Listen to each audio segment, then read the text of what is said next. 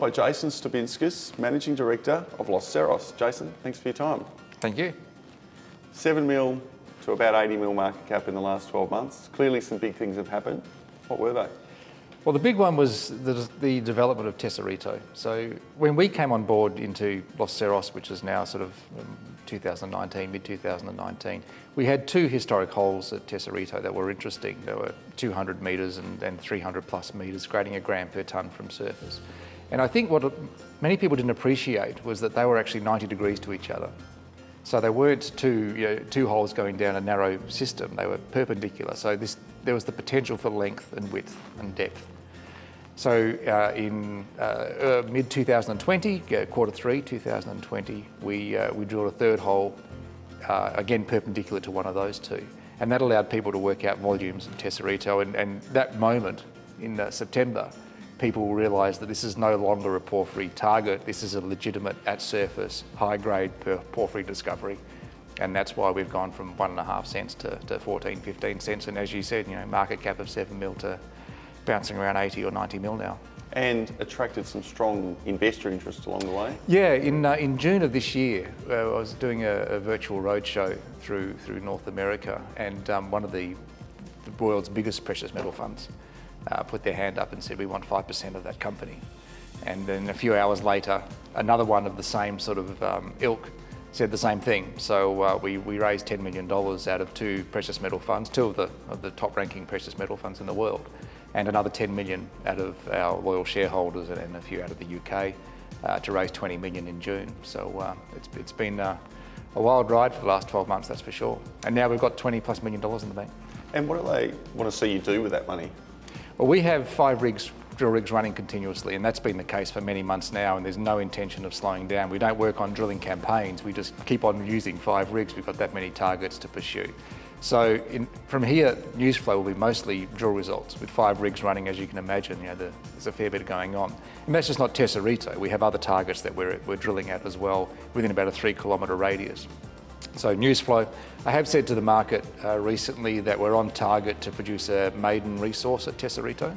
So we can expect that in the first half of next year. And that's not the first resource we will have at this project. Tesorito is just one target in Quinchia. Quinchia also has a 500,000 ounce reserve, grading 3.3 gram per tonne, with obviously a supporting DFS behind that. And Dos Quebradas, about a kilometre to the north, is about a 500,000 ounce resource as well. So we'll be adding to that inventory in Quinchia in the first half of next year. What does infrastructure look like in the region? Well, we are pretty close to a town called Quinchia, which is why the project's called Quinchia, and that's a reasonable sized town, probably services, or has 10,000 people, probably services 80,000 in the local area. And 4 hours, no less than that, 2.5 hours drive away is Pereira, which has an international airport and obviously is a significant city. In terms of roads, we get about a kilometre to Tesorito before we lose the bitumen. High voltage power is pretty close, water's not a problem. And importantly, we're in the Andes Mountains, but not high elevations. We're sort of 800 metres to 1,600 metres, that sort of thing. So certainly not extreme heights to deal with. One thing that is advantage to us is that Miraflores, the 500,000 ounce reserve, is typical mountain high slopes and those sorts of things. But Tesorito, where we're getting all these exciting results, is actually quite flat compared to the rest of Andes. That works to our favour as well when we start looking at potential open pit combinations and those sorts of things too. So that's good. In terms of the local community, we've got 100 people working in the company now, including contractors and such. 98 of those 100 are Colombians. And almost all of them, that's a bit of an exaggeration, let's say 70 of those 98 live in Quinchia. So we're very much part of the local economy and part of the local social structure. What excites you about this project and the size of the opportunity? Yeah, this is the thing, that it's unusual to have a porphyry discovery these days on the surface.